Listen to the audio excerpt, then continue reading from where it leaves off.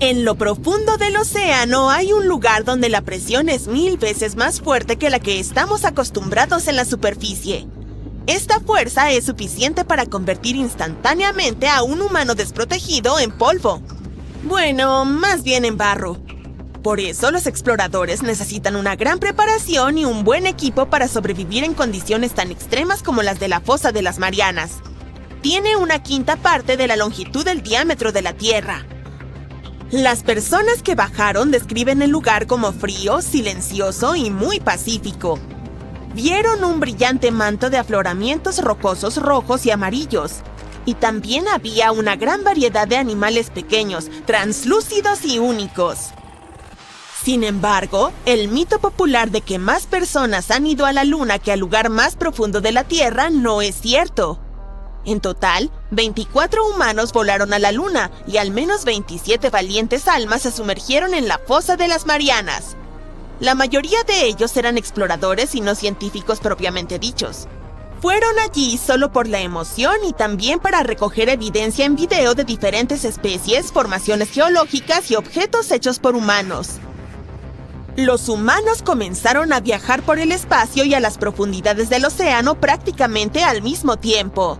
El primer alunizaje fue en 1969 y la primera persona en descender al abismo Challenger, la parte más profunda de la fosa de las Marianas, lo hizo en 1960. Este lugar obtuvo su nombre por el barco británico HMS Challenger, que localizó por primera vez esta enorme fosa en el fondo del océano a finales del siglo XIX. Pasarían 8 décadas más antes de que un humano descendiera hasta allí. Los exploradores no lograron hacerlo en un submarino convencional. Utilizaron un tipo de sumergible llamado batiscafo. El oceanógrafo suizo Auguste Piccard diseñó su propio vehículo en 1953. 7 años después, el sumergible logró hacer lo imposible, alcanzar una profundidad de casi 11.000 metros. Pero lo que los exploradores vieron fue apenas una fracción del tamaño total de la fosa. El hecho de que la fosa de las Marianas sea tan enorme es una de las razones por las cuales hoy en día está mayormente inexplorada. La ausencia de luz es otro problema importante. La luz solar es incapaz de alcanzar tales profundidades, por lo que toda la fosa, de arriba a abajo, yace en oscuridad absoluta. Debido a tales condiciones, el ecosistema es muy diferente al de las regiones más superficiales del Pacífico. Esto ejerce una inmensa presión sobre la vida marina. Y sí, el juego de palabras es intencional. Otra razón por la cual es tan desafiante sobrevivir allí es la temperatura. El agua se congela a 0 grados. En el fondo de la fosa de las Marianas, el océano está solo a unos pocos grados sobre el punto de congelación. Uno de los factores que ha impedido que esta zona se convierta en un gigantesco témpano de hielo es el hecho de que el agua salada tiene un punto de congelación ligeramente más bajo. La otra razón es la energía geotérmica que calienta el suelo del fondo lo suficiente como para que no se congele. Por eso, los sumergibles deben tener un aislamiento adecuado para navegar en estas condiciones heladas. Cuando llegaron al fondo, los investigadores descubrieron que este lugar desolado y severo alberga varias especies animales. Encontraron anguilas de diente de flecha, peces caracol y lombrices cucharón a varias profundidades. Incluso había pepinos de mar translúcidos de aspecto extraño y anfípodos parecidos a camarones. La mayor sorpresa fueron las esferas microbianas que prosperan con metano e hidrógeno del barro. Entre las especies, el pez caracol de las Marianas se destaca como un maestro del entorno, capaz de ir más lejos y más profundo en la fosa que sus competidores para alimentarse de presas. A pesar de su aspecto aparentemente frágil, el pez caracol se ha adaptado para soportar presiones extremas, un superpoder sin el cual no podría sobrevivir. Las formas de vida exóticas de estas profundidades no tienen un tamaño normal, ya que el gigantismo del océano profundo las hace crecer considerablemente más que sus contrapartes en otros ecosistemas. Un ejemplo es el gusano tubo gigante, que puede alcanzar los 2 metros de longitud. La ciencia tiene dificultades para explicar la causa exacta de esta forma de gigantismo. Las ventilas térmicas son solo una de las posibles explicaciones. Todos estos factores podrían ayudar a explicar el enorme intervalo de tiempo en la investigación de la fosa de las Marianas. La primera inmersión exitosa después de la expedición de 1960 se realizó recién en 2012. Fue entonces cuando el famoso director de cine canadiense James Cameron descendió en el Deep Sea Challenger.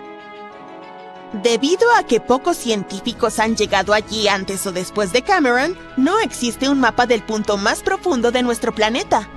Sabemos muy poco sobre los océanos que cubren 2/3 de la superficie terrestre. Los investigadores han cartografiado solo el 5% hasta ahora.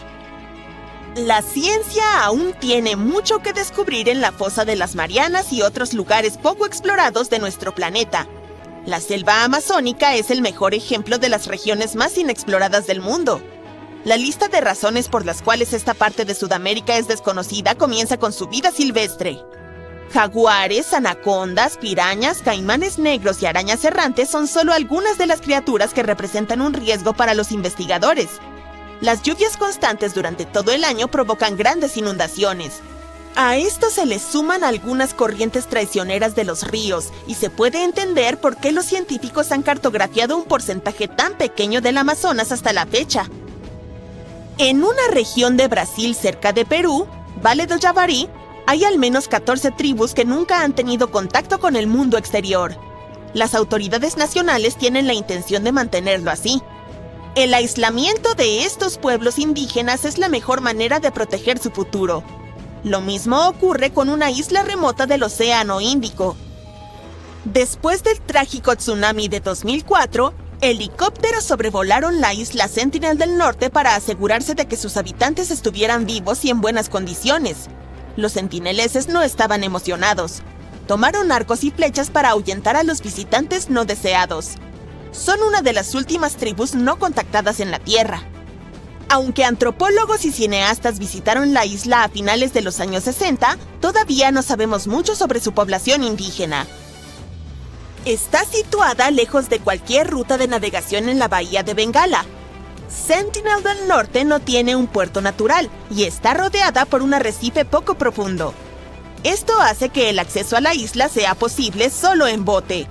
Las autoridades indias, que reclaman la isla, han prohibido que personas ajenas la visiten por razones de seguridad. Las estimaciones sobre cuántas personas habitan la isla varían significativamente, desde tan solo 15 hasta 500. La isla no es pequeña, es unas 5 veces más grande que un aeropuerto promedio. Aparte del contacto ocasional durante los últimos 2 siglos, los sentineleses deben haber estado aislados por un largo periodo. Están relacionados con otros grupos indígenas de las Islas Andamán, pero sus vecinos no pueden entender ni una palabra de su lengua. El continente de la Antártida no tiene asentamientos humanos permanentes. Las únicas personas que viven allí de manera periódica son científicos internacionales. Esta vasta extensión de hielo y nieve, de un tamaño similar al de Estados Unidos y México combinados, aún tiene muchas regiones donde los humanos no han puesto un pie. Las imágenes satelitales y las fotos tomadas desde el aire por los aviones de la NASA han cartografiado todo el continente, así que sabemos a dónde ir, pero no es tan sencillo. Las razones son todos los adjetivos que acompañan a la Antártida. Es el más frío, ventoso, seco y brillante de los 7 continentes. Esto lo hace prácticamente inhabitable. Más del 99% de su superficie está cubierta por una capa de hielo permanente. Su espesor varía desde 1,5 kilómetros hasta 5 kilómetros en algunos lugares. Esa es la mitad de la altura del monte Everest. La cordillera del Himalaya contiene la montaña sin escalar más alta del mundo, Kankar Punsum. También es la más alta de Bután. En el idioma local, el nombre de la montaña se traduce como Pico Blanco de los 3 hermanos espirituales. Por respeto a las creencias de la población local, las autoridades nacionales restringieron y luego prohibieron completamente el montañismo a principios del siglo XXI. Hasta el día de hoy, no hay evidencia de que algún escalador haya logrado alcanzar con éxito la cima de esta misteriosa montaña.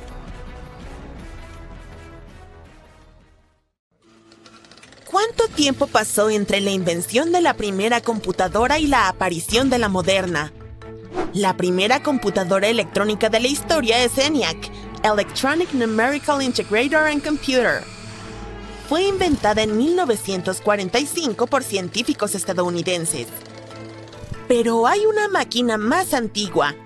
Es la máquina diferencial de Babbage. El ingeniero inglés Charles Babbage la construyó en 1822. Esto significa que han pasado más de 200 años desde la primera computadora. Y eso hubiéramos creído si, a principios del siglo XX, los buzos no hubieran descubierto una computadora de más de 2000 años de antigüedad. En 1900, un grupo de buzos buscaba esponjas marinas en el Mediterráneo entre la isla de Creta y la Grecia continental. Pero en lugar de esponjas, encontraron barcos del tesoro hundidos. Fue uno de los hallazgos arqueológicos más significativos de esa época. En el fondo había esculturas de mármol griego y muchos otros artefactos. Entre ellos, hallaron una extraña pieza de piedra del tamaño de un libro grande. La ignoraron y la colocaron junto a otros hallazgos en el museo. Unos meses después, los arqueólogos comenzaron a estudiar el bloque y descubrieron que un extraño objeto con engranajes de bronce estaba oculto dentro de él. Esto sorprendió a todos los científicos porque, según los datos históricos, tales artefactos no podrían existir en la antigua Grecia. Las tecnologías de esa época no estaban tan desarrolladas. Los científicos comenzaron a estudiar este objeto y se dieron cuenta de que no tenían idea de qué era. Lo llamaron el mecanismo de Anticitera y estuvieron tratando de desentrañar su propósito durante más de 100 años. La fragilidad del objeto le añadía complejidad. Había estado bajo el agua durante milenios. Sus instrumentos internos estaban dañados y cuando los científicos los tocaban, se desintegraban.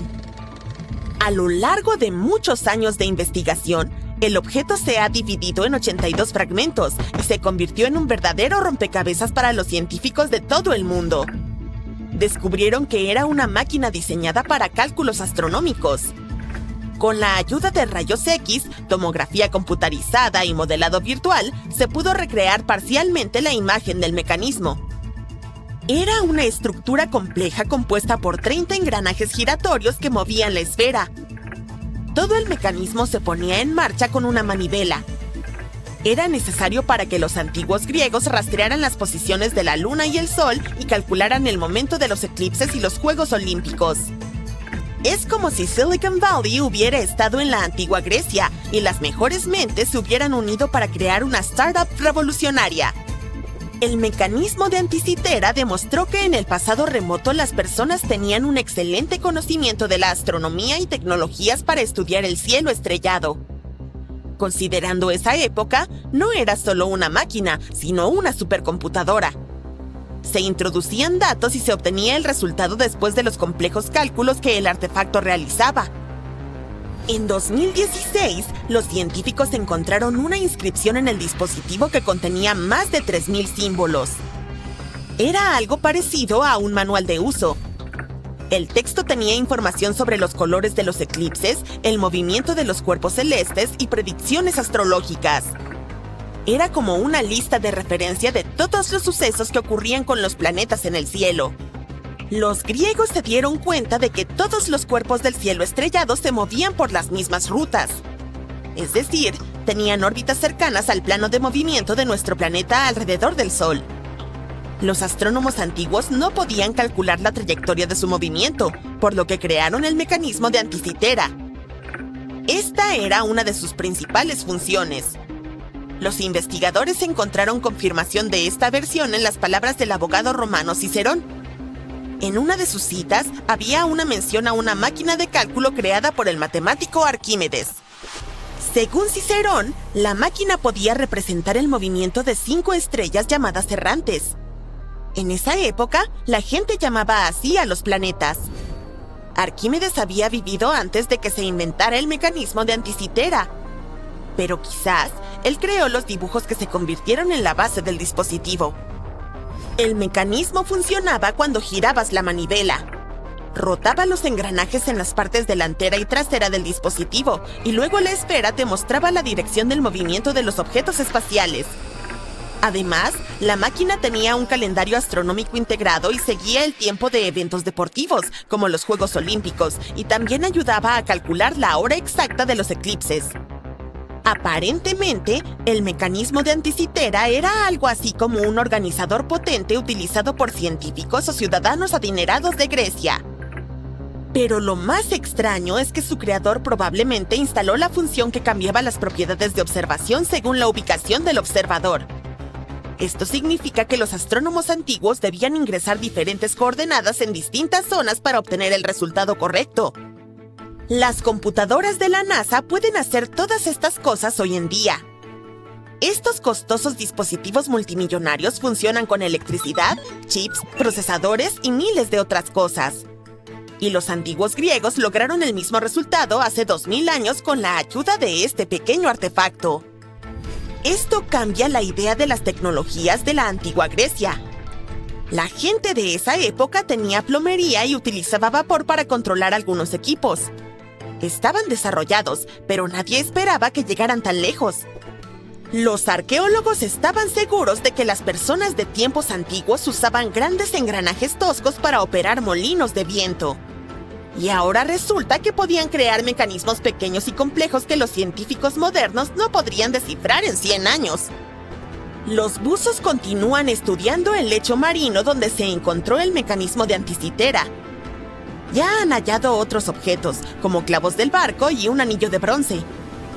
Estas excavaciones submarinas son peligrosas y complicadas, por lo que la investigación lleva mucho tiempo.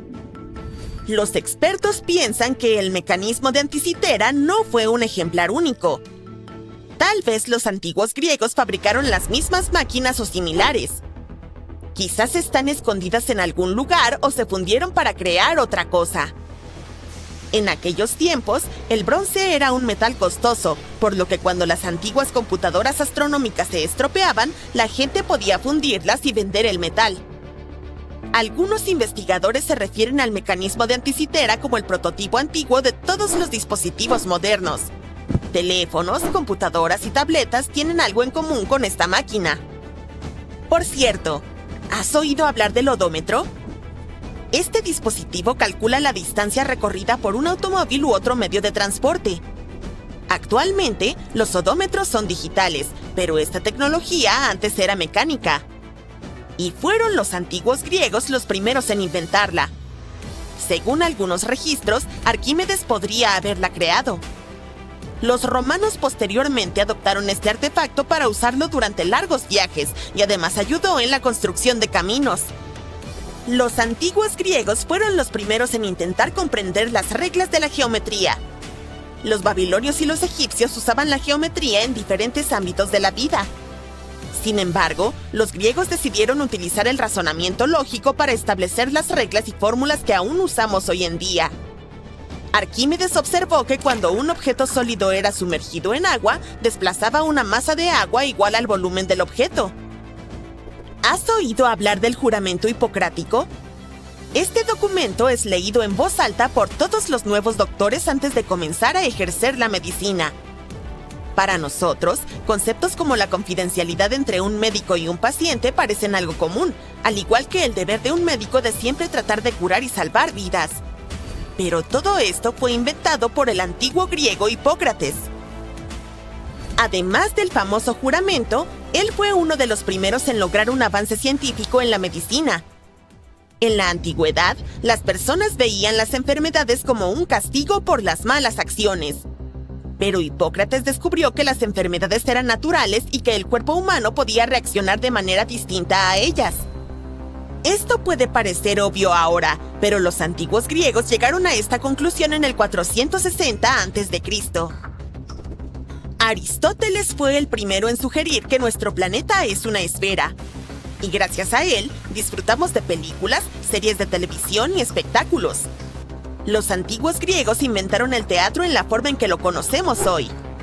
Aristóteles escribió las primeras reglas del drama, que guían a directores y guionistas sobre cómo mantener la atención del espectador. Los escritores griegos crearon obras de varios géneros, como tragedias, sátiras y comedias. Todo esto contribuyó a la formación de la cultura occidental, y por eso a muchos directores modernos les gusta poner en escena obras antiguas. Y esto es solo una pequeña parte de lo que los griegos inventaron. Por lo tanto, es bastante lógico que hayan podido crear el mecanismo de Anticitera. Aguanta la respiración. Vamos al fondo del mar. ¿Qué tenemos aquí? Muchos peces, pulpos, arrecifes de coral, círculos perfectos de origen desconocido, camarones, mantarrayas, tiburones. Espera, ¿qué? Un momento. ¿Qué son esos círculos perfectos en el lecho marino? ¡Guau! Perfectamente simétricos. 20 metros de diámetro con un contorno bien definido. 1, 2, 3, 10, 20. Hay muchísimos. 1300 extraños anillos en el fondo del mar Mediterráneo. ¿Qué hacen ahí? ¿Cómo aparecieron? Intenta adivinar. ¿Rastros de una civilización extraterrestre? ¿Los restos de una ciudad antigua? ¿Una nueva especie marina? Hay un 99% de probabilidad de que no puedas dar la respuesta correcta. Pero aquí va una pequeña pista. Hay una conexión entre estos círculos y la era de hielo. Parece que el misterio se ha vuelto aún más complicado, pero encontremos la respuesta juntos. Todo comenzó en 2011. Biólogos marinos descubrieron círculos misteriosos en el fondo del mar Mediterráneo. Y la primera pregunta fue, ¿por qué nadie los había notado antes, dado el vasto territorio que ocupaban?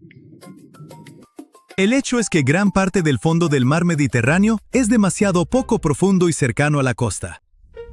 Por eso, nadie se dedica a la minería ahí. Al mismo tiempo, el fondo es demasiado profundo para buzos. Así que los círculos estaban en una especie de punto ciego. Continuemos. Los círculos tienen aproximadamente el mismo tamaño, con un contorno claro y simetría perfecta. Pero lo más extraño es que hay una mancha oscura en el centro de cada uno. Visualmente, parece un huevo frito con la yema en medio. En 2013, biólogos discutieron el descubrimiento en una conferencia científica e hicieron suposiciones sobre la naturaleza de estos círculos. Quizás estaban conectados con volcanes submarinos que dejaron marcas tan extrañas después de la erupción. Quizás era una extraña formación geológica. Pero, ¿por qué son tan perfectamente redondos? No parece que hayan aparecido por accidente. Bueno, sigamos. ¿Es posible que sean algas coralinas creciendo en formas extrañas? Puedes adivinar todo lo que quieras, pero los científicos necesitaban bajar al fondo y estudiar los anillos de cerca. Y así lo hicieron. En el centro del anillo había una gran protuberancia formada por algas calcáreas rojas. Este saliente medía como 1 metro de alto y ancho, y en su parte superior había crecimientos en forma de abanico que se mecían. El extraño saliente estaba rodeado por una especie de grava pálida que parecía escombros. El anillo negro consistía en rodolitos, acumulaciones de algas rocosas duras. Los científicos se dieron cuenta de que no eran solo círculos, parecían estar vivos. Bueno, surgieron más preguntas. Digamos que son algas extrañas, pero ¿por qué forman estos círculos? ¿Qué los hizo así? Los científicos tomaron muestras del material del centro de los círculos y descubrieron que tenían unos 21.000 años. En esa época, ocurrían eventos a gran escala, cambiaron la apariencia de la Tierra y el destino de todas las criaturas que vivían en ella. Hace 21.000 años, fue el pico de la última era de hielo. El mar Mediterráneo era mucho más pequeño y frío que ahora, y el lecho marino donde aparecieron los misteriosos anillos estaba más cerca de la superficie. Ahora está oscuro aquí, pero en ese tiempo, este lugar estaba iluminado por la luz del sol que atravesaba el agua. Los científicos también descubrieron varias cuevas con capas de rocas sedimentarias cerca de los círculos. En el pasado, estas cuevas estaban sobre la línea costera y eran golpeadas por las olas, causando erosión y la aparición de estos huecos vacíos. Ahora están completamente bajo el agua. Bueno, ¿qué nos dice esto? El mar frío no era muy profundo durante la era de hielo. ¿Qué sigue? Después, los científicos descubrieron la naturaleza de estos extraños salientes en medio de los anillos. A primera vista, se parecían mucho a los corales, pero en realidad eran sedimentos formados por algas coralinas. Estos organismos fotosintéticos crearon un esqueleto de carbonato de calcio, y la razón por la que lo hicieron ahí es que era un lugar cálido con acceso a la luz del sol. Al principio estas algas prosperaban, se expandieron hacia afuera y formaron algo similar a domos o panqueques grandes. Luego, la era de hielo comenzó a terminar. El clima se volvió más cálido, el agua se calentó gradualmente y los glaciares continentales gigantes comenzaron a derretirse. Una enorme cantidad de hielo derretido fluyó hacia el mar Mediterráneo. Su nivel subió. El fondo se volvió más profundo y había cada vez menos luz. Las hermosas algas se hundieron lentamente en la oscuridad. Sus domos colapsaron y dejaron esos pequeños salientes en el centro y pedazos de carbonato de calcio esparcidos alrededor. Durante miles de años, no había nada alrededor de esos restos de algas. Pero, ¿de dónde vinieron los grandes círculos? Después del derretimiento de los glaciares, el nivel del mar Mediterráneo se estabilizó hace unos 8.000 años. Las algas desarrollaron nuevas capas en forma de pequeños salientes, esos crecimientos en forma de abanico que se mecían. Este organismo comenzó a desarrollar los pedazos de carbonato de calcio, y luego pequeños pedazos comenzaron a rodar por los salientes. Rodaron en diferentes direcciones, formando esos círculos perfectos. Por el momento, esta versión es la más realista. Los científicos dicen que no tienen evidencia directa de que los misteriosos círculos aparezcan así, pero tampoco tienen razón para creer que esta versión sea incorrecta. Si alguno de ustedes esperaba que alguien o algo hubiera dibujado estos círculos deliberadamente, no se decepcionen. Hay otros círculos misteriosos en el lecho marino, y esta vez fueron creados con un propósito importante por una criatura asombrosa. En 1995, buzos notaron hermosos círculos con un patrón geométrico justo en el fondo arenoso de las costas de Japón. Parecía que alguien los había dibujado en la arena. Los círculos no eran antiguos, porque de lo contrario, el agua habría borrado los patrones. De hecho, pronto esos dibujos se borraron, pero luego aparecieron nuevos. Nadie sabía qué pasaba. ¿Alguien dibujaba cosas para molestar a los buzos? Pero resultó ser mucho más genial. Los patrones debían atraer a las hembras, y ese alguien que los dibujaba era un pequeño pez globo con puntos blancos. Los machos de estos peces agitan sus aletas en el lecho marino, nadan en diferentes direcciones y así dibujan increíbles círculos con patrones. No tienen educación artística y probablemente no pueden pensar de forma abstracta, pero realmente quieren formar una familia. Estos peces miden unos 13 centímetros de largo, pero sus obras de arte miden unos 2 metros de diámetro. Estos pequeños artistas dan lo mejor de sí. Pero, ¿qué pasa después? La hembra se acerca, mira el patrón y da su calificación. Si le gusta el patrón, está lista para formar una familia. Si no le gusta el dibujo, se va nadando y deja al pobre pez globo con el corazón roto. No se sabe mucho sobre los dibujos. Los científicos no pueden entrar en el cerebro del pez y encontrar las respuestas. Todo lo que podemos hacer es observar. Y durante largas observaciones, los científicos notaron algunas cosas curiosas. Alrededor del centro hay huecos y patrones perfectamente alineados. El pez no solo dibuja contornos en el lecho marino, sino que también los decora con fragmentos de conchas. Es decir, el macho se esfuerza mucho, como un artista trabajando en su pintura. El pez crea esta obra maestra en 7 a 9 días. Después, las corrientes submarinas la borran y el pez tiene que reconstruirla si a la hembra no le gusta su trabajo. Pero si la hembra elige al macho, se vuelven pareja. La hembra pone huevos en el centro de estos círculos, luego se va nadando y el macho se queda con los huevos por 6 días para proteger y cuidar a sus crías. El comportamiento de estos peces es similar al de los pergoleros. Aves que construyen pequeñas chozas con ramas y hojas y las decoran con bayas y flores coloridas. Y todo esto para atraer a una pareja y crear descendencia. Hubo un descubrimiento misterioso en lo profundo del Mar Rojo. Las llamadas piscinas de la muerte. Vaya, eso da miedo. En el año 2020, los investigadores realizaron una inmersión en el Mar Rojo. El lugar de la misión estaba en el Golfo de Aqaba, entre Arabia Saudita y Egipto. Cerca del final de su expedición, mientras se adentraban más en las aguas que se oscurecían, notaron algunas algas extrañas flotando sobre el fondo marino. Decidieron usar un vehículo operado a distancia para investigarlas. De repente, descubrieron unos extraños lagos inmóviles de agua dentro del mar. Se llaman piscinas de salmuera. Básicamente, son bolsas de agua salada en lo profundo del fondo oceánico. Y cuando digo salada, lo digo en serio. A veces son hasta 8 veces más saladas que el agua del océano. Misteriosamente, no se mezclan bien con su entorno. Se formaron hace millones de años, en algún momento durante la época del Mioceno, cuando criaturas extrañas vagaban por la tierra y los depósitos minerales profundamente enterrados se disolvían en el mar. La piscina más grande abarca unos 10.000 metros cuadrados. Mientras tanto, otras 3 más pequeñas tienen menos de 10 metros cuadrados cada una.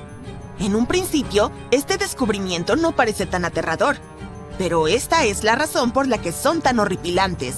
No solo son muy saladas, sino que también carecen de oxígeno. ¡Espera un segundo! ¿No es normal para algo que está bajo el agua? Resulta que las aguas de la Tierra están llenas de oxígeno, y al menos la mitad de este elemento proviene de los océanos. Así como las plantas en la Tierra, las plantas marinas, así como el fitoplancton y las algas, absorben la luz solar y producen oxígeno a través de la fotosíntesis. Liberan mucho oxígeno en el entorno. La vida marina consume la mitad, por lo que solo alrededor de 1/4 parte del oxígeno que respiramos proviene de los océanos. Al igual que nosotros, las criaturas del mar necesitan este elemento para sobrevivir. Sin él, no pueden respirar ni mantener su metabolismo. Por eso esas piscinas son súper peligrosas. Es como un charco de jarabe espeso para los animales. Cuando entran, las pobres criaturas se asfixian inmediatamente. Por eso, las piscinas están rodeadas de un cementerio de animales marinos. Pero veamos cómo pueden existir estos fenómenos en primer lugar. ¿Alguna vez has intentado hacer cubos de hielo con agua salada? Un adelanto. Es bastante difícil. Cuando agregas sal, el agua se vuelve más difícil de congelar de lo habitual. Un fenómeno que tiene un nombre muy elegante: depresión del punto de congelación. Esto se debe a que la sal interfiere con los enlaces de hidrógeno entre las moléculas de agua. A medida que se congela, partículas, suciedad o sales disueltas son expulsadas hacia los lados. Como resultado, la sal es de alguna manera expulsada de los cristales de hielo y queda atrapada cerca de los bordes, en pequeñas burbujas o bolsas. Algo similar sucede en el océano cuando el agua de mar comienza a congelarse bajo las frías capas polares. La sal no se congela junto con el agua. En su lugar, es expulsada, formando un líquido supersalado y frío, la salmuera. Entonces, se hunde hasta el fondo del océano. A gran escala, todo este proceso también ayuda a la formación de las corrientes. A pesar de ser tan peligrosos, estos lagos hipersalados tienen vida microbiana, porque a los microbios no les importa, sobreviven en cualquier lugar. Literalmente hay mantas gruesas llenas de microbios en las salmueras. También hay algunas criaturas amantes de la sal como camarones y anguilas rondando por los bordes de las piscinas. Son espeluznantes. Esperan atrapar presas desprevenidas que se acerquen demasiado al tóxico lago de la muerte. Suena desagradable, pero este descubrimiento nos ofrece algunas perspectivas fascinantes sobre cómo podría haber surgido la vida en la Tierra. Ya sabemos por la teoría de la evolución que venimos del océano, pero ahora los científicos piensan que la vida podría haber comenzado en el mar profundo en algunos lugares muy oscuros y sin oxígeno. Estas piscinas de salmuera son como cápsulas del tiempo. Son lo más cercano que hemos encontrado a la Tierra primitiva. Pueden contarnos la historia del planeta en cuanto a terremotos, inundaciones, tsunamis y más. Por ejemplo, tienen algunos vestigios de lluvias que ocurrieron hace más de 1000 años. Y también pueden ayudarnos a buscar vida en otros planetas ricos en agua. Por ejemplo, Marte probablemente tuvo enormes océanos en su superficie. Ahora, los científicos de la NASA quieren enviar un instrumento especial llamado HABIT para una misión especial al planeta rojo que estudiará cosas similares a nuestras piscinas de salmuera. El HABIT nos dirá más sobre cómo aparece y sobrevive la vida en el universo. Hay muchos fenómenos fascinantes e inexplorados como este en el Mar Rojo. Por eso los científicos llevaron a cabo la llamada Expedición de la Década y pasaron alrededor de 5 meses explorando el lugar. Esta expedición fue lanzada por el Centro Nacional para la Vida Silvestre. Hicieron tantos descubrimientos notables que ahora tenemos 77 nuevos artículos de investigación. Por ejemplo, encontraron más de 10 agujeros azules, increíbles sumideros submarinos que albergan ecosistemas únicos. También aprendieron que los delfines pueden usar esos agujeros azules para proteger a sus crías de los depredadores. Los científicos encontraron rastros de grandes tiburones blancos, una inquietante comunidad de peces linterna de aguas profundas que viven en condiciones de bajo oxígeno e incluso una nueva especie de coral. Son los corales de aguas profundas más resilientes los que también se adaptan sin problema a la falta de oxígeno, como los microbios que mencionamos antes. Hablando de eso, la investigación también nos mostró algunos nuevos respiraderos térmicos antiguos y grandes acumulaciones de formaciones microbianas cerca de la isla Farazán. ¿Puedes creer que aún así solo hemos explorado el 5% del océano? Está dividido en varias capas según la profundidad. Cada capa se vuelve más oscura y aislada de la luz solar a medida que profundizamos. Los lugares a los que no puede llegar la luz solar son aterradores. La capa divertida y adorable, con delfines y tortugas, se llama zona epipelágica o de luz solar. Es tan pequeña, pero tiene una profundidad de aproximadamente 200 metros. Luego tenemos la zona mesopelágica o de penumbra. Es la capa de misteriosos pulpos, tiburones y otros solitarios que se extiende hasta unos 900 metros de profundidad. Y los horrores comienzan más abajo. Nos encontramos con la zona batipelágica, o de medianoche. Se extiende hasta 4.000 metros bajo la superficie, como la mitad del Everest. Aquí encontramos al famoso y desafortunado pez gota, calamares y peces abisales. Debajo se encuentra la zona abisal, que se extiende hasta unos 6.000 metros de profundidad. Dado que no hay mucha luz solar ni oxígeno, la mayoría de las criaturas aquí son bastante pequeñas, como los gusanos tubícolas y los camarones. La oscuridad continúa hasta que llegamos al lugar más aterrador del planeta. Una zona llena de fosas formadas por los movimientos de las placas tectónicas, la zona Hadal. Se llama así por Hades, la deidad del inframundo en la mitología griega. Así como el reino de Hades es oscuro, remoto y custodiado, la zona Hadal es la parte más profunda del océano. Comienza a alrededor de 6.000 metros y puede llegar a descender a 11.000 metros o más. La famosa fosa de las Marianas también pertenece a esta zona.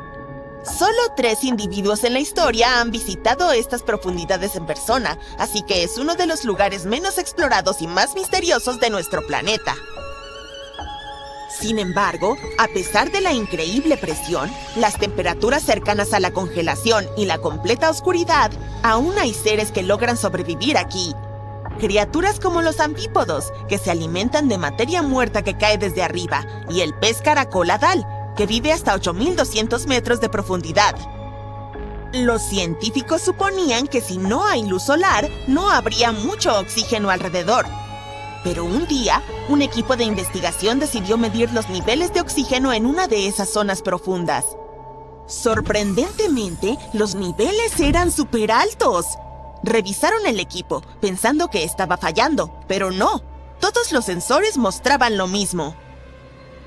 El oxígeno era generado de alguna manera por las rocas. Estas pequeñas rocas del tamaño de una papa en el fondo del mar se llaman nódulos polimetálicos. Son ricas en metales como cobre, níquel y cobalto, y básicamente son como pequeñas baterías. Cuando pones una batería en agua salada, puede producir burbujas de gas, un proceso llamado electrólisis.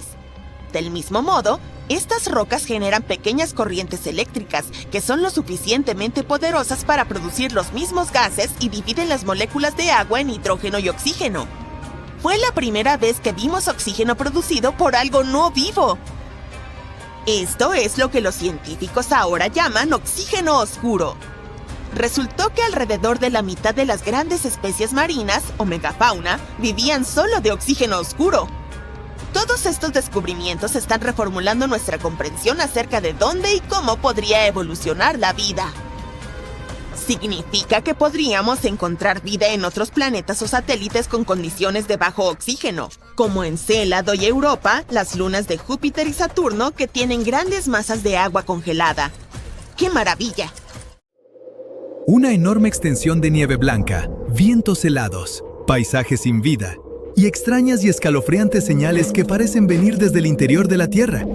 Estos pulsos de radio ocurren en la Antártida y nadie puede descifrar qué son ni de dónde vienen. Verás, los científicos están llevando a cabo un experimento llamado ANITA, que es la sigla de Antena Transitoria Impulsiva de la Antártida. Básicamente, es un montón de detectores sujetos a globos gigantes que flotan muy arriba, sobre el Polo Sur. Su trabajo es detectar neutrinos de energía extremadamente alta. ¿Cómo los detectan? Justo en el momento en que los neutrinos entran en contacto con el hielo y producen un corto e intenso estallido de ondas de radio. Ahora, los neutrinos son estas diminutas partículas casi sin masa que no tienen carga eléctrica. Están en todas partes y miles de millones pasan a través de ti cada segundo, incluso mientras estás viendo este video.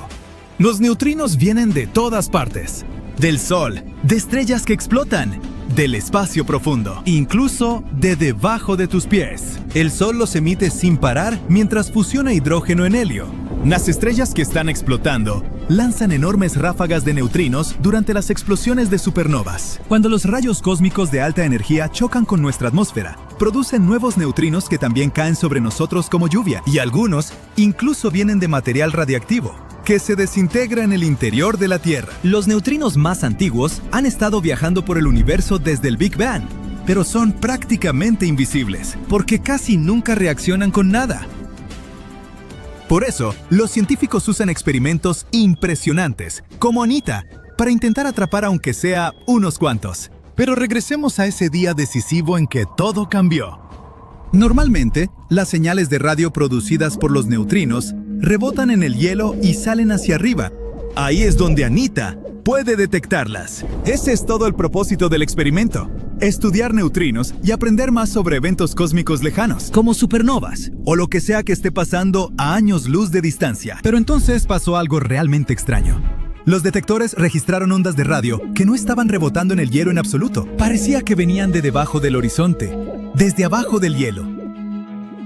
Ahora, esto ni siquiera debería ser posible. Según todo lo que sabemos de física, las señales no pueden simplemente viajar hacia arriba a través de roca sólida y hielo. Una de las investigadoras, Stephanie Wiesel, de Penn State, también dijo que esas ondas de radio llegaban con ángulos súper inclinados, como a unos 30 grados por debajo de la superficie. La única forma de que eso pasara sería que la señal hubiera atravesado miles de kilómetros de roca sólida antes de llegar al detector. Pero si eso fuera cierto, la roca la habría absorbido por completo. Así que algo simplemente no cuadraba. El equipo hizo todos los cálculos y aún así no obtuvo una respuesta clara. Pero para ellos era un problema interesante, porque en realidad no sabían qué eran esas anomalías. Lo que sí sabían era que probablemente no eran neutrinos. Eso es porque, si el equipo llega a detectar un neutrino, significa que ha viajado una distancia enorme sin chocar con nada, posiblemente desde el borde mismo del universo observable. Así que, sea lo que sea que ANITA haya detectado, no se comporta como nada que los científicos hayan visto antes. Eso podría significar que hay por ahí un tipo de partícula totalmente nuevo. O quizá está pasando algo más que todavía no entendemos. Publicaron sus hallazgos en la revista Physical Review Letters, pero el misterio sigue sin resolverse. Nadie sabe realmente qué está pasando bajo ese hielo antártico. Solo que allá afuera, algo no está siguiendo las reglas. Ahora, si los científicos lograran detectar y rastrear de dónde vienen esas partículas rapidísimas, podrían aprender muchísimo sobre el universo, mucho más de lo que nos dejan ver incluso los telescopios más grandes y más caros. Verás, los neutrinos básicamente viajan por el espacio casi a la velocidad de la luz, casi sin chocar con nada. Eso significa que pueden llevar información intacta sobre eventos que ocurrieron a millones o incluso miles de millones de años luz de distancia. Por eso Wiesel y un montón de otros investigadores en todo el mundo han estado construyendo estos detectores increíblemente sensibles para captar señales de neutrinos. Incluso las más pequeñas son súper importantes, porque en este campo, un minúsculo destello de datos puede guardar un verdadero tesoro de información. Así que los investigadores han estado diseñando instalaciones tanto en la Antártida como en Sudamérica para atrapar estas partículas tan raras. ANITA es uno de esos detectores, y la Antártida es el lugar perfecto para ello. Casi no hay ruido de radio, no hay ciudades, no hay tráfico ni interferencia aleatoria. En realidad, el montaje está bastante padre. Le colocan un conjunto de antenas de radio a un globo gigante. Lo envían a unas cuantas decenas de kilómetros de altura en el cielo y lo hacen flotar sobre las interminables extensiones de hielo blanco. Desde allá arriba, apunta hacia abajo, escuchando débiles señales de radio que vienen desde lo profundo del hielo. Cuando uno de esos neutrinos súper raros, específicamente un neutrino tau, choca con el hielo, crea otra partícula llamada leptón tau. Ese leptón luego sale disparado del hielo y empieza a desintegrarse, perdiendo energía y convirtiéndose en fragmentos más pequeños. Ese proceso de desintegración produce lo que se llama una lluvia de partículas en el aire, algo así como una ráfaga de chispas invisibles volando por el aire. Si pudiéramos ver esas lluvias de partículas en el aire con nuestros ojos, se verían como alguien moviendo una bengala en la oscuridad, con brillantes estelas quedando atrás mientras se mueve. Al estudiar la dirección y el patrón de estas señales, las que vienen del hielo, las llamadas lluvias de hielo, y las que están en el aire, las lluvias de partículas en el aire, los científicos pueden averiguar de dónde vino la partícula original. Por lo general es súper preciso, como cuando rebotas una pelota en el suelo. Puedes predecir a dónde va a ir, pero estas señales nuevas y extrañas no rebotan como se supone que deberían. Los ángulos están totalmente mal, son mucho más inclinados de lo que cualquier modelo puede explicar. Así que el equipo investigó más a fondo. Primero, revisaron todos los datos de los múltiples vuelos en globo de Anita. Luego los compararon con montones de simulaciones por computadora de rayos cósmicos y neutrinos. Y filtraron todo el ruido de fondo habitual. Incluso verificaron sus resultados con otros experimentos, como el detector IceCube, que también está ubicado en la Antártida. Y con el observatorio Pierre-Auger, en Argentina. Querían ver si alguien más había detectado lluvias de partículas en el aire similares que vinieran hacia arriba. ¿Y adivina qué? La cosa se puso aún más rara. No encontraron nada. Ningún otro detector había registrado nada que pudiera explicar lo que había visto Anita. Por eso los investigadores terminaron llamando a toda la situación una anomalía. Básicamente significa, sí, no tenemos idea de qué es esto, pero seguro que no se comporta como un neutrino. Wiesel explicó que las señales simplemente no encajaban con la imagen usual de cómo se supone que deben comportarse las partículas. Algunas personas han propuesto ideas, como que tal vez sea algún tipo nuevo de física, o una pista de la materia oscura. La materia oscura es básicamente esa cosa invisible que evita que el universo se desmorone.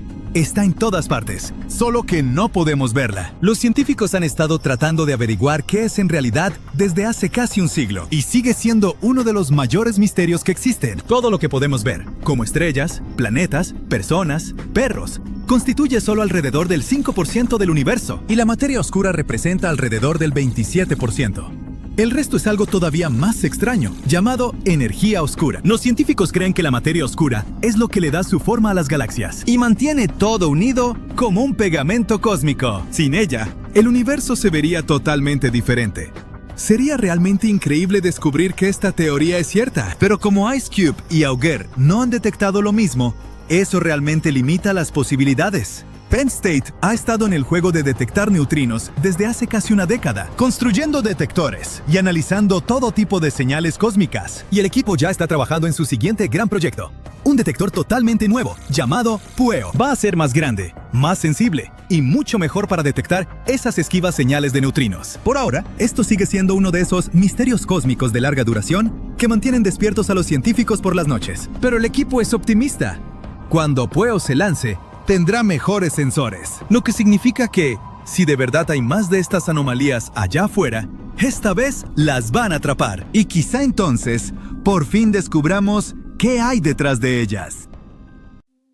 En el corazón de Asia hay un lago que contiene una quinta parte de toda el agua dulce líquida del mundo. Eso es más que los 5 grandes lagos juntos. Incluso si todos los ríos de nuestro planeta de repente cambiaran su dirección y se propusieran vaciar este lago, les llevaría un año entero terminar la tarea. Estoy hablando del lago más profundo del mundo, el Baikal. Si decides llegar hasta su punto más profundo, prepárate para un viaje de casi 1600 metros. El descenso requiere varias horas, pero el lecho del lago está aún más abajo, entre 8 y 11 kilómetros bajo la superficie. Esto significa que podría ser incluso más profundo que la fosa de las Marianas, que es el lugar conocido más profundo de la Tierra. La cantidad de agua que tiene sería suficiente para que todos en el planeta tuvieran algo que beber hasta por 50 años. Este poderoso lago gigante renueva completamente su agua cada 383 años. El Baikal cuenta con un gran equipo de entrega de más de 300 ríos y arroyos que llevan sus aguas directamente a él. Y solo un río fluye fuera del Baikal, el Angará, que va directo hacia el océano Ártico. Baikal no es solo el lago de agua dulce más profundo, sino también el más antiguo existente en el mundo. Se formó hace al menos 25 millones de años. Todo comenzó cuando la corteza terrestre decidió jugar al Tetris y creó el lago y las montañas circundantes.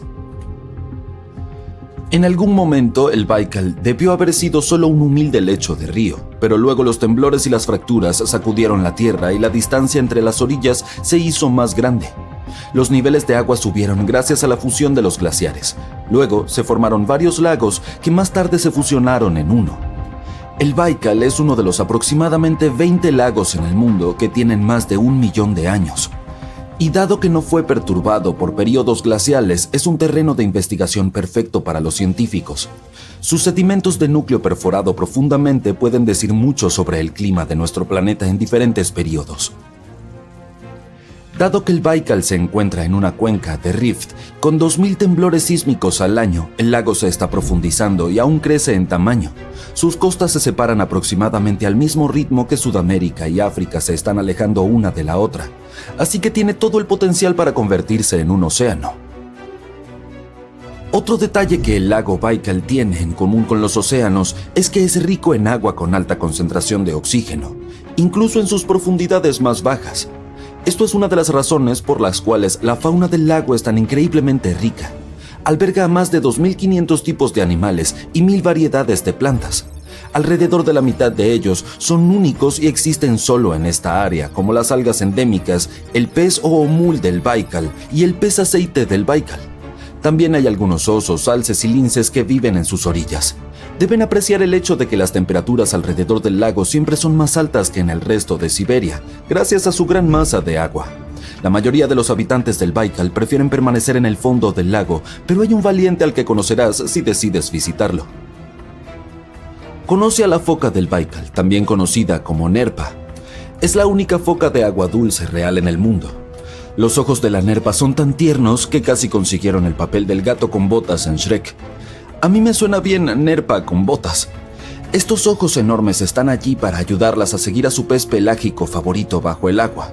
Hay otras especies de focas que pueden manejar el agua dulce o usarla para reproducirse. Sin embargo, estas hermosuras pasan toda su vida en ella.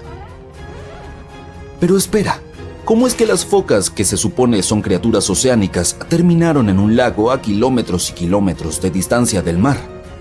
Hace unos 400.000 años, durante la era del Pleistoceno, estas criaturas aventureras viajaron río arriba y por sistemas de drenaje que conectaban el lago Baikal con el océano Ártico. Se cree que la foca anillada que todavía vive en el Ártico es el ancestro más cercano de la foca del Baikal. Hoy en día las focas del Baikal están confinadas a su hogar de agua dulce debido a los cambios en las vías fluviales. Y parecen estar bastante contentas con eso, ya que pueden elegir entre una gran variedad de alimentos para comer. Las focas suelen pasar el rato en las zonas norte y central del lago, pero se trasladan al sur en invierno. El lago se cubre de hielo, el cual utilizan como zona de descanso, al igual que sus primos oceánicos utilizan las rocas o la playa. Desde al menos 1969, en el lago Baikal han aparecido misteriosos anillos de hielo aleatoriamente aquí y allí. En algún momento se hicieron tan grandes que incluso los astronautas los avistaron desde el espacio. Los anillos generalmente aparecen a finales de abril, pero pueden estar ahí en enero o mayo. Durante un tiempo los científicos no pudieron descifrar cómo se formaban. Tenían todo tipo de teorías, y la más popular implicaba burbujas de gas metano que surgían desde las profundidades del lago. Pero luego los científicos notaron que algunos de los anillos se hallaban en aguas más someras, donde no ocurren emisiones de gas. Entonces un equipo internacional de científicos decidió resolver el misterio. Viajaron al lago Baikal, perforaron agujeros en el hielo y arrojaron sensores al agua. En el 2016, cuando empezaron la investigación, se enteraron de que 2 furgonetas se habían quedado atrapadas en los misteriosos anillos de hielo. Una vez que analizaron los datos de los sensores, resultó que el secreto detrás de los anillos era corrientes cálidas que fluían en sentido horario bajo su capa de hielo. Las corrientes eran menos intensas en el centro de los remolinos, por lo que el hielo que estaba sobre ellos era más grueso que en los bordes. Las aguas del lago son tan claras que puedes ver algunas partes extremadamente profundas a más de 39 metros de profundidad. Esto se debe a las montañas circundantes que desprenden hielo derretido. El plancton que vive en el lago también ayuda a limpiar los residuos flotantes. Cuando esta agua cristalina se congela, forma una capa de hielo inusualmente gruesa y transparente. El viento gusta de jugar al escultor en Baikal y crea piezas de arte únicas. Recoge el agua que, por supuesto, se congela y forma los diseños más inusuales, burbujas congeladas y carámbanos que nunca antes has visto. La ubicación y geografía del lago, junto con los ciclos de derretimiento y congelación, crean las condiciones perfectas para este taller de hielo. Incluso puedes ver rocas que parecen estar flotando. La parte inferior de la roca se congela en la superficie del hielo. Luego, los fuertes vientos desgastan el entorno, lo que deja un pedestal perfecto para la roca. Si crees que las rocas flotantes parecen espeluznantes, ¿qué te parece la versión del monstruo del lago Ness en Baikal? Los locales del pueblo Buriatia tienen una leyenda sobre el maestro dragón del agua que vive en el lago. En la mitología asiática se considera que un dragón es la criatura más poderosa que vive en la tierra. Creen que hay 4 dragones viviendo en los 4 mares, cada uno responsable de una de las direcciones cardinales. Baikal es el mar del norte en esta historia. Se supone que la imagen de este dragón está grabada en antiguos petroglifos en los acantilados de Baikal. También hay una pesada lámina de piedra que parece ser un monumento que data de algún lugar entre el tercer y noveno siglo antes de Cristo. En esta hay representado un misterioso monstruo acuático. Imagina las historias que esta piedra podría contar, haciendo eco de los susurros de una era pasada y dejándonos desentrañar el enigma de los acantilados de Baikal. La leyenda cuenta que un guerrero local estaba persiguiendo al dragón. Finalmente llegó a la isla más grande del lago Baikal, Olkhon. Estaba listo para enfrentar y derrotar a la criatura, pero la bestia se transformó en una hermosa chica y se casaron. Esto es un giro inusual a la clásica historia de derrotar al dragón y llevarse a la chica. Así las leyendas locales describen a ese dragón como un gigantesco esturión con un hocico casi similar al de un cocodrilo y un cuerpo blindado. En realidad, el mítico monstruo debe ser uno de los muchos peces grandes que habita en el lago. Pueden permitirse crecer hasta varios pies de longitud gracias a los altos niveles de oxígeno en el agua. El esturión béluga puede pesar varios miles de libras, vivir hasta 50 o 60 años y nunca deja de crecer. En 2003, mientras seguía a un mero que de repente desapareció bajo las olas en la bahía de Chetumal, México, un pescador solitario descubrió un agujero misterioso oculto a la vista. Más de una década después, su hijo regresó con investigadores para examinarlo más de cerca. Empezaron a medir. 30 metros, 49, 130 metros, aún no había fondo. A medida que los instrumentos descendían en las aguas oscuras y quietas, las lecturas se volvían más extrañas. Agua cálida y salada donde no debería estar, corrientes que emergían de la oscuridad debajo. Las lecturas más recientes mostraron más de 419 metros y aún sin un final a la vista. Silencioso, profundo y peligroso. Es Taam Ha, el último y oficialmente el agujero azul más profundo conocido en la Tierra, y podría estar ocultando algo que nunca se ha visto antes. La naturaleza se toma su tiempo. Durante miles, a veces millones de años, el agua lentamente talla la roca subterránea. Y luego un día, ¡boom!, el techo se derrumba, el suelo colapsa y te quedas con un agujero enorme. Eso es un sumidero. Los agujeros azules son simplemente antiguos sumideros que se llenaron de agua a medida que los niveles del mar aumentaron hace mucho tiempo. Desde arriba aparecen sombras circulares oscuras, mucho más oscuras que el agua que la rodea. Todo porque son súper profundas y la luz del sol apenas puede llegar al fondo. Algunas tienen cientos de metros de profundidad y son casi perfectamente verticales. Aisladas de las corrientes oceánicas, crean entornos tranquilos y aislados que los científicos todavía están tratando de descifrar. ¿Qué hace que Taam Ha sea inusual? Bueno, la mayoría de los famosos agujeros azules, como el Gran Agujero Azul en Bélice, son imposibles de pasar por alto. Puedes verlos desde un satélite. Taam Ha, por otro lado, es prácticamente invisible, como si la naturaleza hubiera hecho su mejor esfuerzo para ocultarlo a propósito. Incluso con un dron volando justo encima, es apenas perceptible.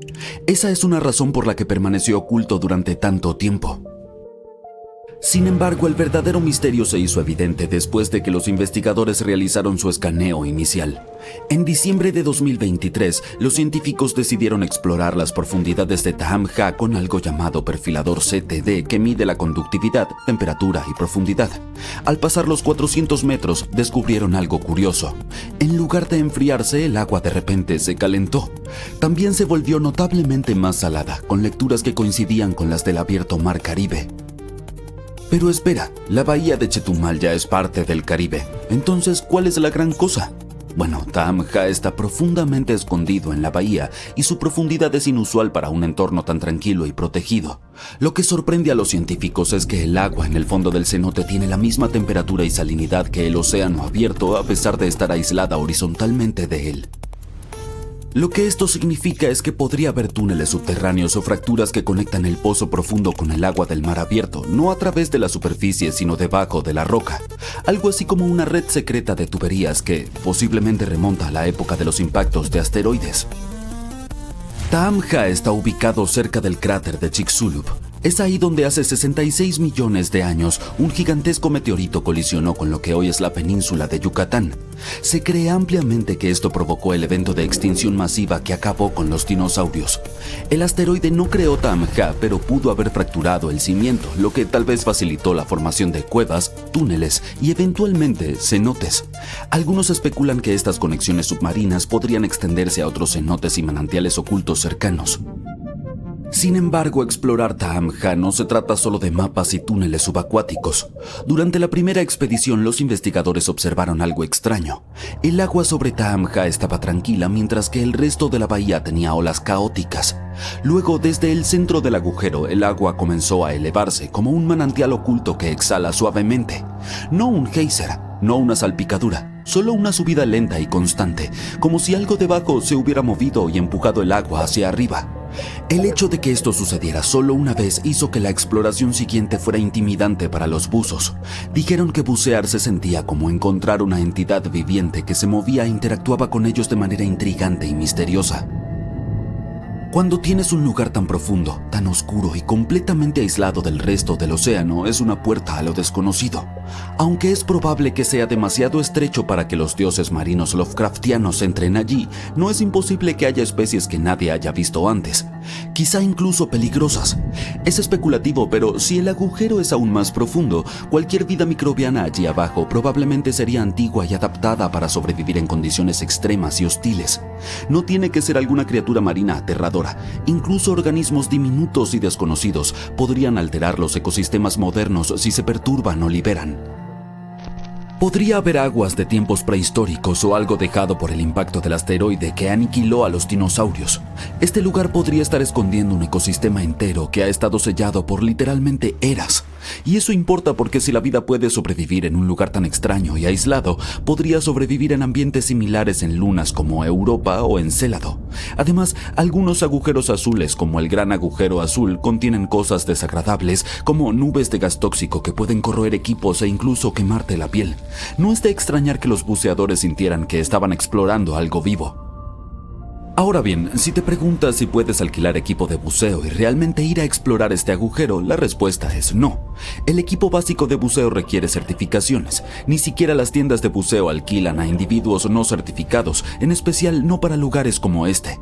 Pero incluso si estás certificado, los buceadores recreativos solo pueden alcanzar una profundidad de unos 40 metros. Ir más profundo requiere entrenamiento especial, equipo y mucha precaución. Incluso los profesionales rara vez van más allá de los 305 metros, y cuando lo hacen es con configuraciones complicadas y riesgosas. A estas profundidades la presión del agua se convierte en un gran obstáculo, suficiente para aplastar la mayoría de los equipos que no están construidos especialmente para ello. Por lo tanto, por ahora, Tahamha sigue siendo un misterio imposible de desvelar mientras se bucea. La siguiente parada es probablemente enviar un ROV, un submarino operado de manera remota equipado con cámaras, brazos y sensores. Puede descender mucho más profundo que cualquier buzo y permanecer allí más tiempo. Los ROV podrían ayudar a descubrir capas de fósiles, zonas químicas extrañas e incluso pistas sobre el cambio climático del pasado. En la mayoría de los agujeros azules se puede encontrar vida. esponjas, corales o peces. Pero cuanto más profundo se va, más disminuyen los niveles de oxígeno, lo que dificulta la supervivencia de los organismos, aunque algunos microbios viven allí. Entre las pocas criaturas encontradas existen organismos unicelulares con concha llamados foraminíferos y pequeños nematodos con forma de gusano. Es precisamente por estos animales microscópicos que especulamos que si la vida puede sobrevivir en las oscuras, saladas y desprovistas de oxígeno aguas de Taam-Ha, tal vez lo mismo sea cierto para otros mundos acuáticos. Sin embargo, a pesar de todo el entusiasmo que lo rodea, Taam-Ha está casi inquietantemente vacío y desprovisto de vida mayor. Incluso cerca de las capas superiores, donde los niveles de oxígeno son aceptables, no se ha observado ningún pez, crustáceo, ni siquiera un pequeño camarón. Solo organismos diminutos, invisibles a simple vista. No es fondo de bikini, pero para ser justos, aún no hemos llegado al fondo. Lo que nos lleva a la especulación. ¿Es posible que los ROV nunca alcancen el fondo del océano? El agujero podría ser más profundo de lo que esperamos o tener una forma que dificulte que nuestro equipo obtenga lecturas precisas. Podría tener túneles laterales, salientes o giros que desvíen las mediciones. También podría ser que las paredes sean demasiado inestables o que la presión y la química del agua interfieran con los sensores. De cierta manera es como jugar un nivel submarino en cámara lenta con un robot que puede agarrar cosas y dañarse. Afortunadamente los científicos tienen otras opciones. Pueden utilizar drones submarinos que funcionan de forma autónoma, soltar cámaras que graban mientras descienden o mapear el agujero desde arriba usando sonar. Hay más de una forma de comprobar su profundidad. Incluso con toda nuestra tecnología, aún hay lugares en la Tierra que no hemos explorado. En realidad, hemos cartografiado más de Marte que del fondo oceánico. Las naves espaciales pueden escanear un planeta entero, mientras que la cartografía del fondo marino es lenta, costosa y está limitada por la oscuridad y la presión. Aún así, Taam-Ha ostenta el récord del agujero azul más profundo del mundo, por ahora.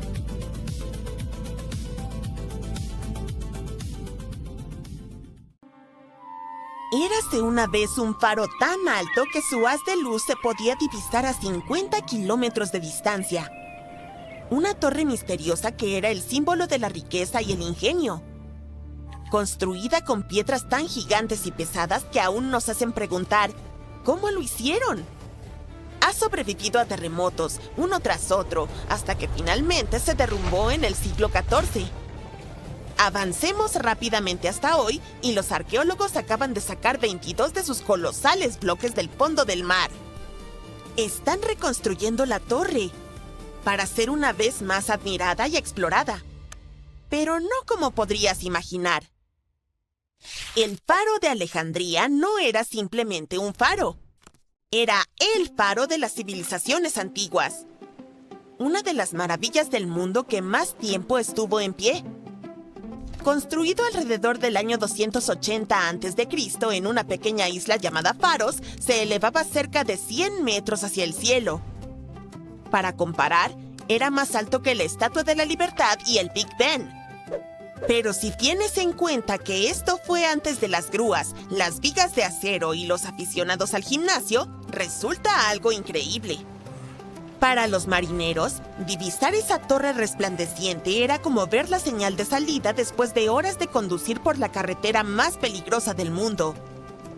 El faro era un alivio para la vista, porque la leyenda dice que las aguas alrededor de Faros eran complicadas, llenas de arrecifes ocultos que podían destrozar los barcos. Fuentes antiguas afirman que llevó unos 12 años construirlo, con un costo de 800 talentos de plata atenienses, que es una unidad de peso antigua cercana a los 25 kilogramos. Eso significa que alguien tuvo que cargar cofres con 23 toneladas de monedas, sin montacargas. Lo más probable, a través del mar. Vaya. El faro era tan impresionante que la palabra faros terminó usándose para los faros en un montón de idiomas diferentes. La estructura tenía un diseño genial de 3 niveles. Era cuadrada en la base, octagonal en el medio y cilíndrica en la parte superior. En la cima tenía una estatua, probablemente de Zeus o Poseidón. El exterior de piedra caliza blanca estaba pulido con una capa de yeso que atrapaba el sol, por lo que resplandecía como un faro incluso sin fuego.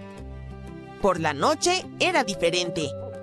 La leña era escasa en Egipto, por lo que el fuego de la cima puede haber sido alimentado con manojos de raíces de papiro o incluso nafta para obtener una llama más brillante. Fuera cual fuera el combustible, su resplandor se potenciaba con un enorme espejo de bronce pulido. Estos espejos eran comunes en aquel entonces. No fue hasta el Renacimiento, mucho tiempo después de que el faro se hubiera derrumbado, cuando los espejos recubiertos de vidrio se convirtieron en estándar en los faros europeos. Durante el día, el mismo espejo podía reflejar la luz solar y la brillante silueta blanca de la torre, junto con el humo que se elevaba desde el fuego, ayudaba a los marineros a encontrar su rumbo. Alejandría fue uno de los puertos más concurridos del mundo antiguo, repleto de comerciantes, viajeros y mensajeros, y el faro era su emblema. Dato curioso: si eres fan del universo de Canción de Hielo y Fuego, seguramente te recuerda a la Torre Alta de Antigua. Algunos fanáticos especulan que no solo el faro ficticio, sino también la ciudad misma se inspiraron directamente en Alejandría. Y el amor de George R.R. Martin por las maravillas antiguas no termina ahí. También está el Titán de Bravos, y el querido autor confirmó el paralelo intencional con el imponente Coloso de Rodas. Durante más de 1600 años, el faro se mantuvo erguido contra el tiempo, las tormentas, las guerras y las intrigas, tal como en Juego de Tronos. Pero al final, fue derrotado por la naturaleza. Lamentablemente, algunos grandes terremotos del siglo XIV lo derribaron, esparciendo sus enormes piedras por el lecho marino. Durante más de 5 siglos, los restos del faro permanecieron allí debajo de las olas y se convirtió en un jardín de roca submarino.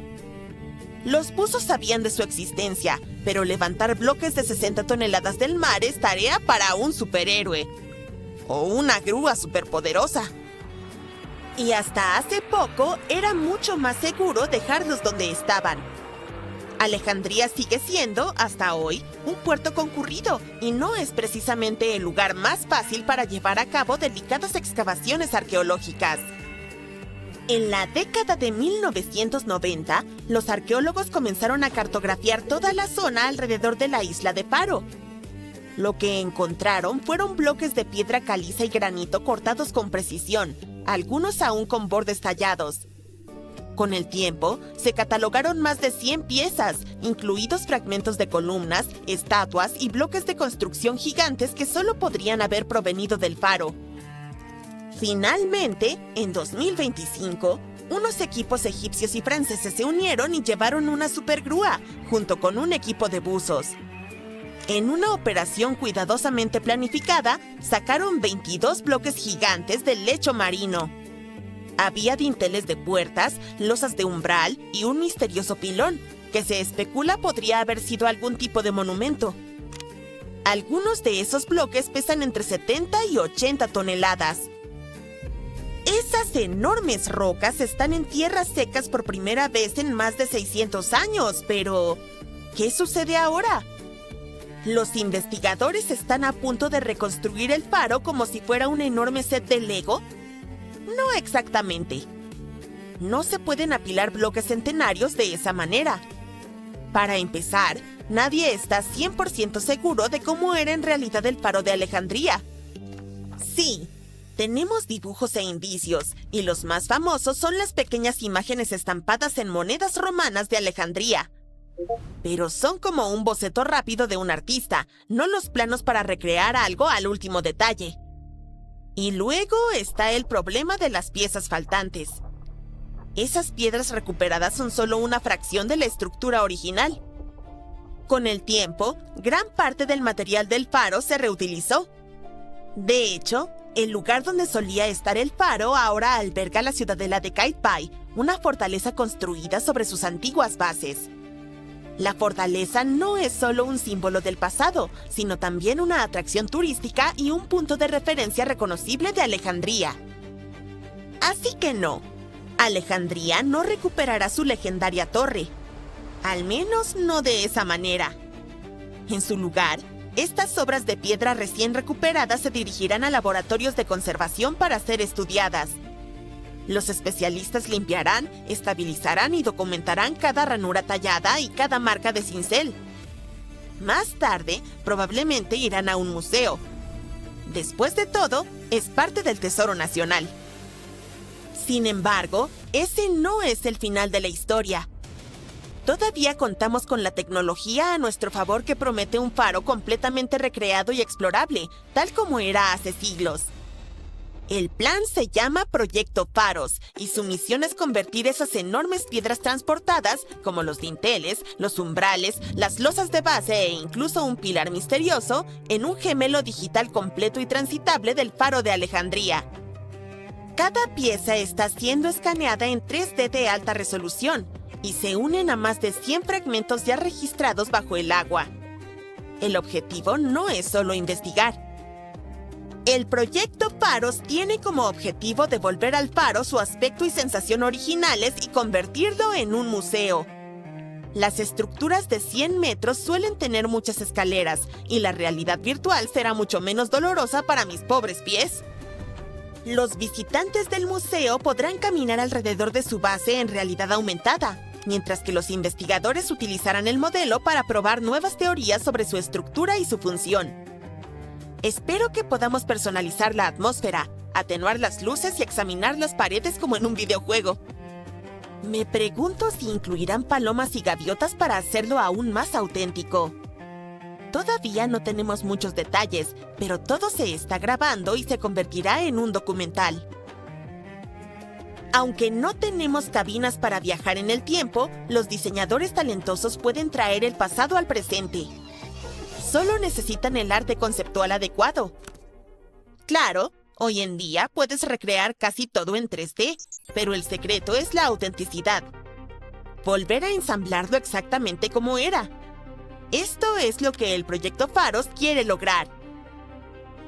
Quizás algún día, todas las maravillas del mundo antiguo terminen siendo recreadas de manera similar. Pero no hay razón para detenerse ahí. El turismo virtual puede ahorrar tiempo y dinero.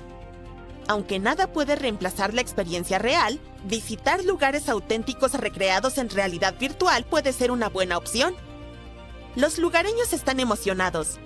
La ciudadela de Kaiba ya está atrayendo a la gente, pero ahora Alejandría está a punto de tener su primera atracción turística digital. Pronto, cualquiera con un visor de realidad virtual podrá pararse sobre esta maravilla histórica, entrecerrar los ojos mientras observa el atardecer y finalmente responder a la pregunta que tanto nos intriga. ¿Es posible agotarse al subir escaleras virtuales? ¿Y puedo personalizar la banda sonora? ¡Oh!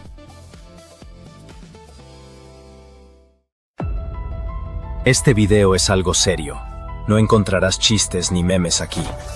Es posible que después de verlo cambies de opinión sobre comprar boletos de crucero, porque vamos a hablar de personas que desaparecieron durante esas vacaciones. Los casos abiertos por la policía no han sido resueltos.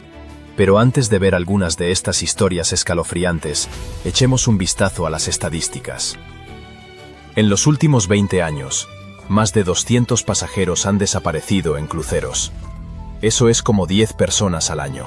Un porcentaje pequeño comparado con los millones de personas que viajan en barco cada año. Pero cada persona desaparecida es un miembro de una familia. Es toda una vida y una historia. Lo más probable es que haya muchos más casos así.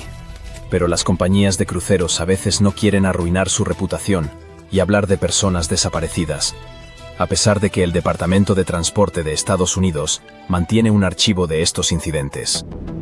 Entonces vamos al primer caso, la desaparición de Amy Bradley. Algunos de ustedes probablemente han visto el documental sobre esta chica que desapareció a bordo del crucero Rhapsody of the Seas de Royal Caribbean, el 23 de marzo de 1998. Era un viaje lujoso al Caribe donde Amy fue con su familia. Comida deliciosa, vistas hermosas, cócteles, fiestas y mucha gente increíble. Amy se la estaba pasando genial, pero entonces llegó la mañana del 24 de marzo y la chica desapareció. El 23 de marzo, Amy, de 23 años, estaba pasando el rato con su hermano en el club nocturno del barco. Conoció a un músico de la banda del crucero, bailó con él y regresó a la cabina alrededor de las 3:30 de la madrugada. A las 5:30 de la mañana, su padre vio a Amy durmiendo en el balcón. Media hora después, la mujer desapareció. Han pasado más de 27 años, y Amy Bradley sigue desaparecida. Por supuesto, la Guardia Costera y el FBI buscaron cuidadosamente en el barco y en el agua después de que la familia de la mujer reportara su desaparición. Pero la búsqueda no tuvo éxito. Los investigadores interrogaron al músico con quien Amy había estado bailando, pero no se presentaron cargos contra él.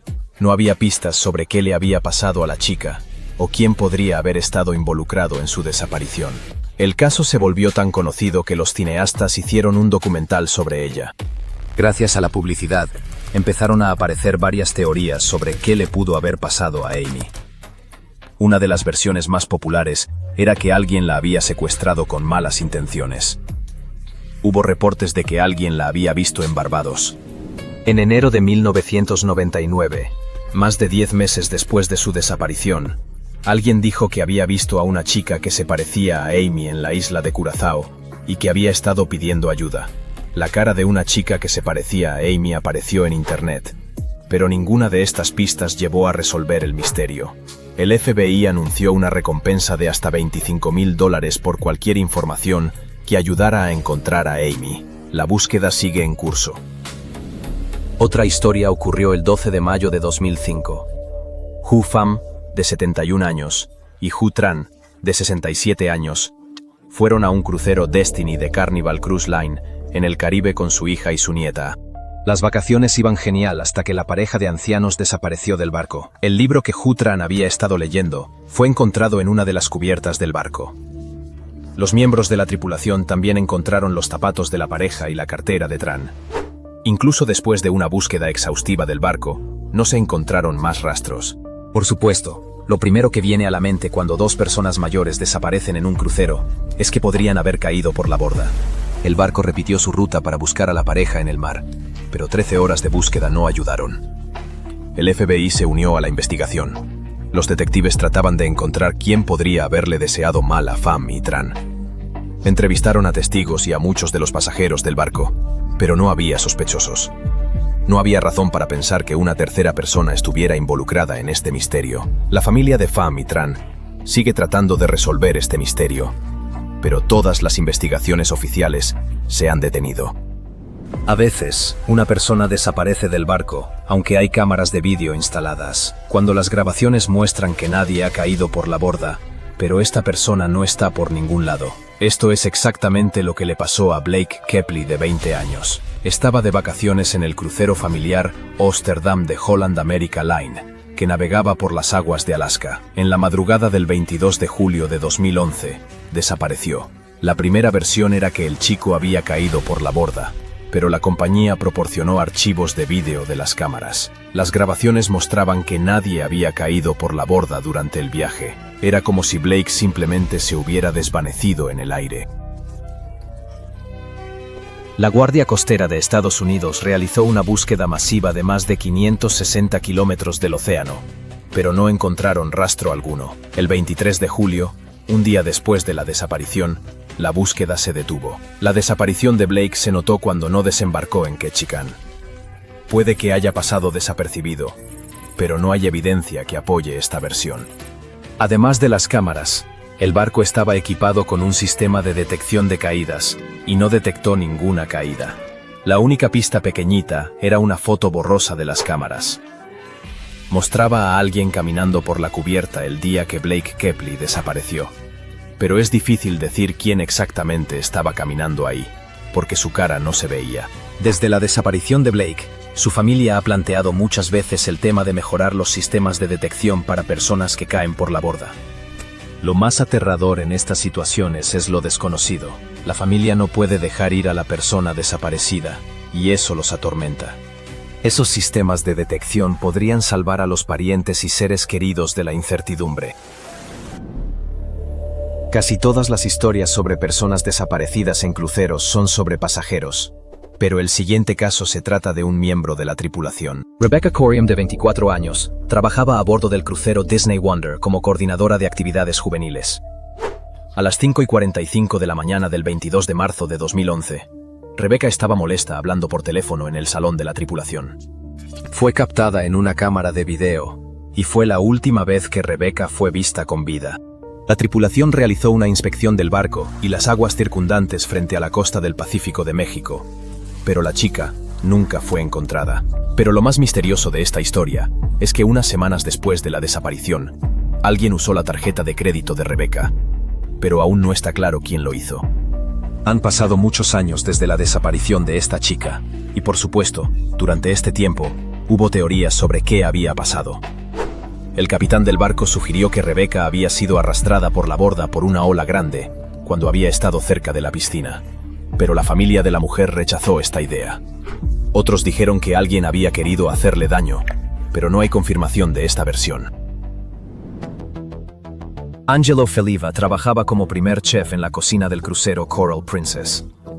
El 25 de noviembre de 2009, según testigos presenciales, Angelo tuvo un conflicto con uno de los empleados. Alrededor de las 8:15 de la noche, Angelo estaba hablando con dos pasajeros en el comedor y luego regresó a la cocina. Luego alguien lo vio entrar a un elevador que bajaba a las cubiertas inferiores, que estaban abiertas solo para los empleados del crucero. Nadie ha vuelto a ver a Angelo Feliva desde entonces. La situación se complica por el hecho de que no había cámaras en las áreas de empleados. Tampoco había cámaras en los restaurantes, así que no había pistas sobre qué le había pasado a este hombre. Voy a la piscina, le dijo Ariel Marión de 21 años a su madre la víspera de su desaparición. Después de estas palabras, su mamá tomó una siesta. Cuando despertó, su hija ya no estaba a bordo. La búsqueda no reveló ningún detalle, pero uno de los pasajeros vio a alguien o algo caer de la cubierta superior al mar abierto. La chica nunca fue encontrada. La versión de caer por la borda es la más probable.